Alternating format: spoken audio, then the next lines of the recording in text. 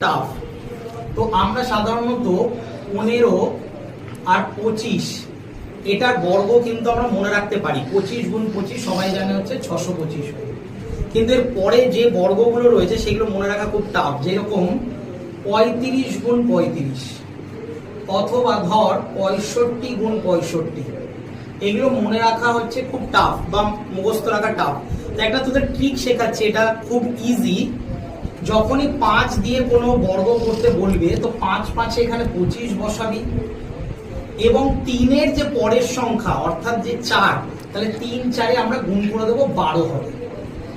একইভাবে এটাতেও দেখ 5 5-এ 25 লিখবি আর 6-এর পরের সংখ্যা হচ্ছে কত 7, তাই 6 7-তে কি করবি 42 লিখে দিবি।